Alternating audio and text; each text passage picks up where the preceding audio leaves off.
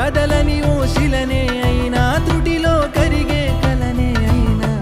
ఏం తేడా ఉందట నువ్వెవరంటూ అడిగిదు నన్నెవరైనా